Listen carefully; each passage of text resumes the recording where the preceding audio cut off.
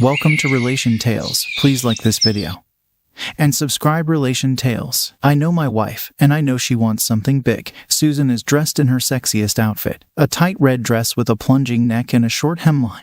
She has accessorized it with jewelry meant to accentuate her incredible natural beauty, but also meant to highlight our shared past. A brooch I gave her on our 15th anniversary, a necklace from her third Mother's Day, earrings I gifted her on our honeymoon. Her high heels complement long, fishnet-clad legs. She's cooked my favorite dinner, and she has waited on me hand and foot since I came through the door. These are beyond the usual lengths she goes to when she wants something from me. I've tried to be a generous husband, but I'm not made of money. I've worked as a personal injury attorney in private practice for most of my career, and while that has allowed our family a certain level of comfort, there are still limits. This level of effort means that she is asking for something far beyond those limits. I know my wife, and I know that what she wants is far more than we can afford. Susan was able to stay home and raise our 2 children, who are now out of the house and away at college. She's been a good wife and mother. She's a wonderful cook, has tried to stay fit and trim, is generous in bed, was always first to volunteer at the kids' schools, and makes me feel loved and appreciated.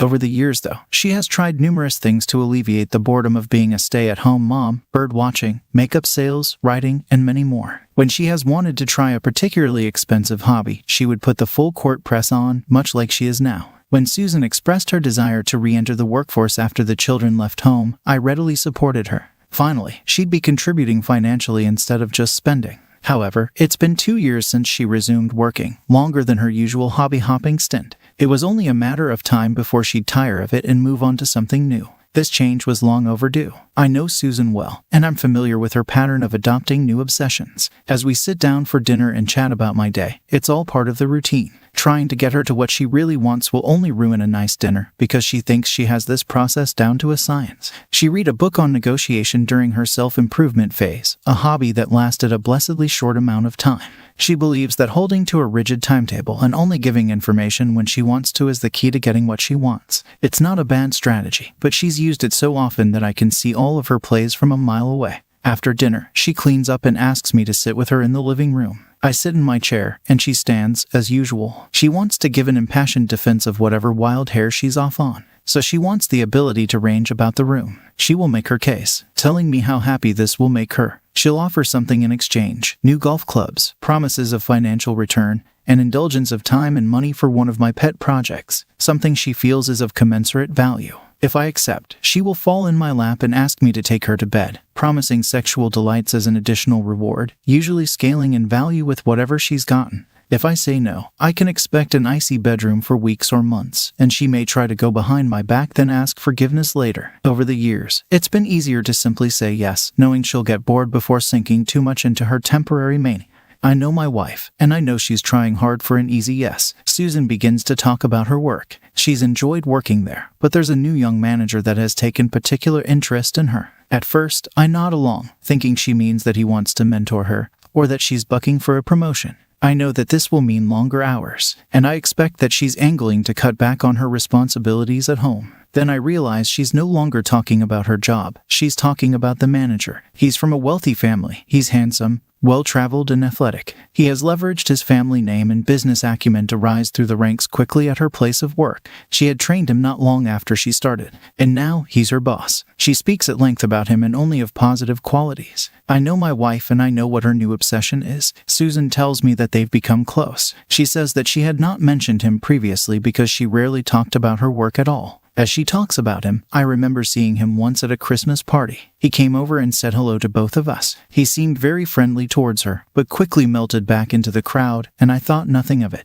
He has been flirting with her. At first, she took it as simple office flirting, or that of a young man being cheeky with an older co-worker. But it wasn't. He's had his eyes on her for some time, and he's recently told her his intentions. He goes on a personal weekend retreat to a tropical island every year, and he wants to take her. Not us, her. She wants to go, and she wants a hall pass. I know my wife, and I know that I'm watching the end of my marriage in slow motion. Susan sees my face grow stony and starts in on the hard sell. She was a virgin when we married, and she wants to know what it's like to be with another man. He's a gentleman. It will be our little secret, and no one else will ever know. It'll only be this one time. She loves me, and nothing will change that. It will be an adventure for both of us. She will come home re-energized and drown me in affection. It has nothing to do with me. It's only sex. If I love her, I'll let her have this. She can tell it's not working. She moves on to the bargaining stage. I can have my own hall pass. No, 2 of them. No, an unlimited one. She'll let me get that boat I had wanted. He promises to purchase it for me. He'll arrange a separate getaway with a supportive friend.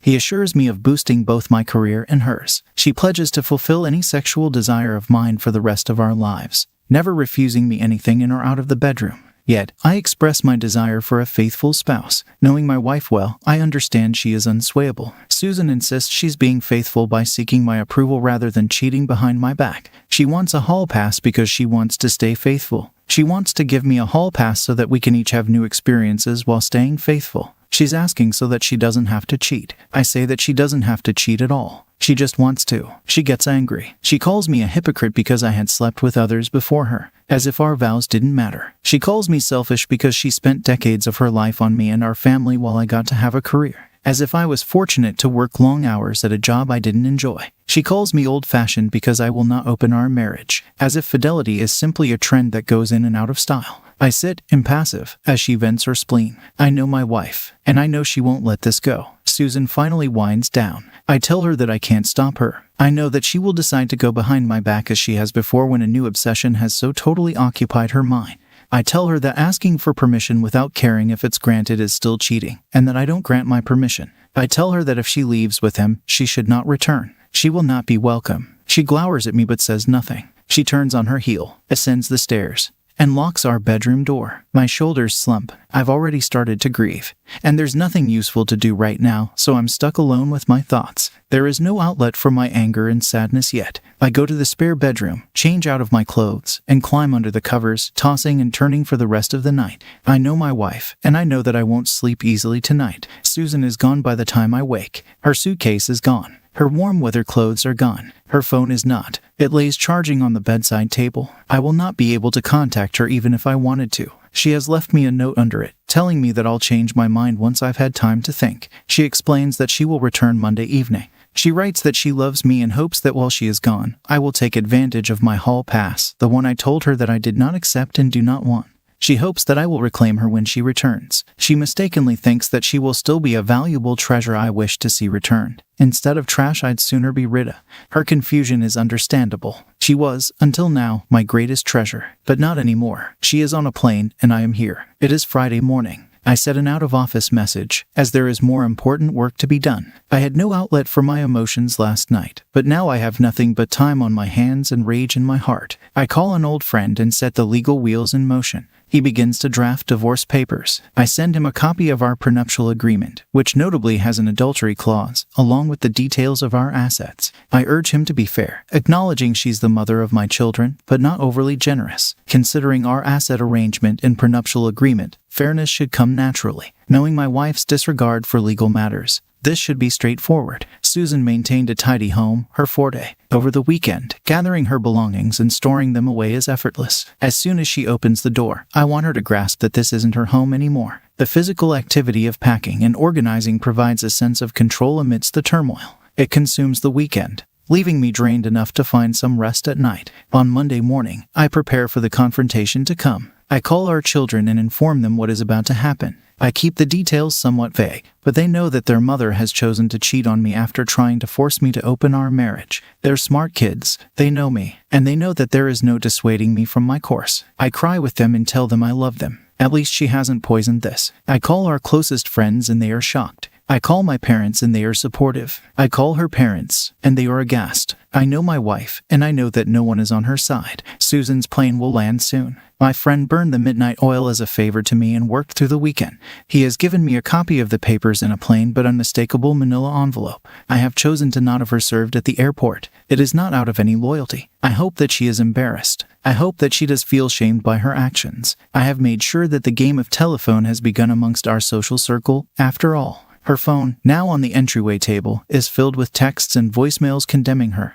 I did not have her served at the airport, because I want to see her face when she realizes what her weekend has cost her. I am not normally a cruel man. Perhaps my soon-to-be ex-wife has mistaken my kindness for weakness. Perhaps she has seen my generosity as a lack of will. But even a kind man can be driven to cruelty. Even a generous man can put his foot down and say, "No more." I know my wife, and I know that she will soon be far less comfortable than she is accustomed to. Susan opens the door with a broad, relaxed smile on her face. She's undeniably stunning, and for a fleeting moment, I'm struck by a twinge of remorse for what's unfolding. But then reality sets in. I remind myself it's not about to happen, it already has. She's betrayed our vows, opting for him over me, willingly discarding our shared life despite my warnings of the repercussions. Her expression freezes as she enters our living room, taking a moment to register the changes. There's a palpable absence, a void where cherished belongings once stood, the crystal vase that held her birthday and anniversary flowers, our wedding portrait, mementos from our travels, and so much more. But far more painfully, there is an absence of love. Even when we had fought, even when I was angry with her, there was always love. But not now. I do not rush to greet her. There is no fondness in my manner. I do not say hello. And I am holding the unmistakable manila envelope, the one that will show her exactly how little she will have when we've gone our separate ways. I know my wife, and I know that she is afraid. Susan's eyes grow wide. She begins to protest, to beg, to cry. I am impassive. She recycles all of the arguments she made before she left. The ones about how it was just sex, about her love for me, about how she'll do anything for me. I am uncaring. She tries to reminisce about our marriage, our children, our shared life. I am enraged. I rise to my feet, anger barely contained. I hiss through my teeth that I was the one that remembered those things, not her. I valued those things. She did not. I begged her not to throw them away, to not go with him. But she blithely, selfishly refused. They had been the best parts of my life, and now she was trying to use their memory as bargaining chips. I tell her that she disgusts me. I know my wife, and I know that she finally understands that she has ended us. Susan begins to storm about now. She tells me that I can't do this to her, that I can't take her life from her, that this is her home, that I have no right, that she supported me, that she raised our children, that I begin to tune her out. She eventually runs out of steam, finally collapsing on the couch and crying with great, heaving sobs. I am not a cruel man, and it is time to grant her mercy with a final stroke to end her futile histrionics. I didn't take this from you. You threw it away. There's nothing for you here anymore. Now go. I know my wife. Now, finally, for the first time, I think she truly knows me. Second story, I texted my cheating ex and I feel so dumb. My ex and I were together for 3 years until our breakup last July. I discovered his infidelity several times. Texting other girls, snapping them, sliding into DMs on Instagram, and even denying he had a girlfriend while engaging in sexting. This was a deal breaker for me. Now, I find myself at that stage of the breakup where I can only recall the good times. In December, I started dating someone new, but I made it clear from the beginning that I wasn't ready for commitment or anything serious. However, over the weekend, he confessed his love for me, leaving me feeling hollow inside. I promptly ended things, unable to reciprocate his feelings. This triggered a flood of emotions, reminding me of how much I once loved my ex. With Valentine's Day passing recently, I couldn't help but feel the absence of my ex and the life we shared. I reached out to him, hoping he felt the same way I did. But to my dismay, I received no response. I feel foolish and embarrassed. I shouldn't be chasing after someone who didn't treat me right. Yet I can't help feeling shattered. I'm also taken aback by his lack of reply. I'm not sure why I'm sharing this. I don't necessarily need advice. Maybe I just needed to vent. I don't know. Third story, what to do next about leaving. My fiancé and I have hit a rough patch. Recently, I discovered he was emotionally cheating on me with a coworker. We've been living together, and I work from home, providing some context to our situation. Our relationship spans 8 years. When he expressed a desire to break up, I agreed to move back to my mom's temporarily and discuss the division of our belongings later. However, throughout this time, he continued to text me, expressing how much he missed me and wanted me back, treating it more like a break than a breakup. Today, while working from our apartment, I found evidence indicating he had her over and engaged in sexual activity in our home. We have plans to have dinner together tomorrow, and he's completely unaware of what I've discovered. Initially, I plan to act normal during dinner to ensure I have a chance to return to our apartment afterward. However, I'm unsure of the best way to confront him about my findings and officially end things. Should I ask him to leave? Additionally, how much time should I give him to gather his belongings and move out so we can terminate our lease? Thanks for joining us on this chapter of Relation Tales. If you were moved by these stories, hit that subscribe button and ring the notification bell. Don't miss out on the upcoming emotional roller coaster of relationships. Your support means the world, and we can't wait to share more compelling tales with you. Until next time, remember, every relationship has a story worth telling. See you soon.